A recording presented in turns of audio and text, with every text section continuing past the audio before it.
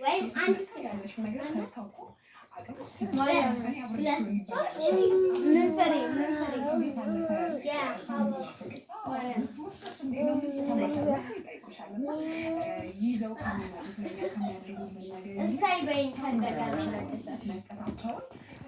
አባ ምን ሆኖ ነው? እዩት እስቲ እዩት አባን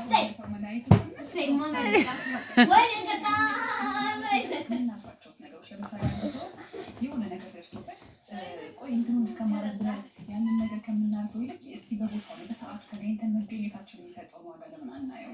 እስቲ ነገር ምናልባት ስናደርገው ብቻ ሳይሆን ሲደርስልን ነው ለካ እንድናይ የሚያደርገን እና ለሰው መድኃኒቱ ሰው የሚባለው አባባል ብቻ ሳይሆን የእውነት በተግባር ሁላችን በተለያየ አጋጣሚ በህይወታችን ያየነው ይመስለኛል እና ይህን የፋሲካ በዓል የበዓላት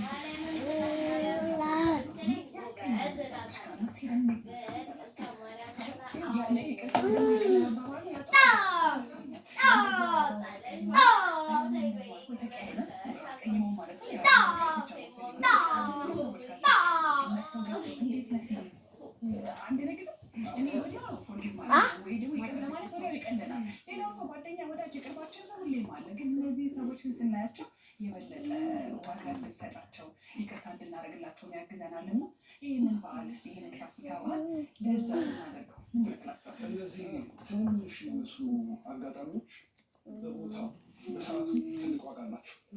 አለመገኘታቸው በዛው ልክ ሰው እንደሚያቀያይም በነገራችን ላይ ማቀያየም ቢሉሽ የማይታሰብ አይነት መቀያየም የሚፈጥሩ እዛ እስከሚሄዱ በፊት እነዚህ ትንንሽ የሚመስሉ እንዴት ነህ እንዴት ነሽ ደግሞ ያ ነገር እንዴት ሆነ የሚለው ነገር እንኳን ብትል እንደ ሰውነታቸው ዋጋ የምንሰጥበትን ቅጽበት ሰከንድ ቦታ እንስራው። ምክንያቱም ይሄ እንደዚህ ስናወራ ምን እየተረዳሁ ነው?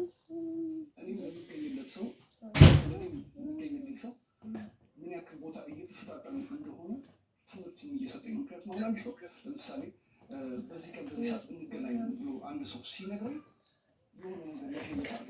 እኔ መቴ መጀመሪያ ማቅረባ ኦፈር እያደረጋለሁ ቦታና ለሰውየው የሆነ አቅጣጫ ላስይዝለት ይችላል።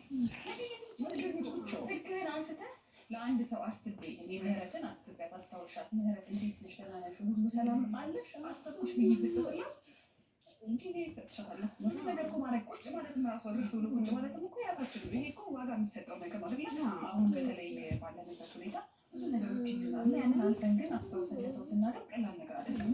እያንዳንዱ ሰዎች የሚሰጡ ቦታ ዋጋቸው ትንሽ አይደለም። አሁን እኮ ነገሮች ጋር ይሄድ ነው። ቀደም ባለ ጊዜ እንዴ ነው መጥተህ ሳትጠይቂኝ አይኔ አንተ በቃ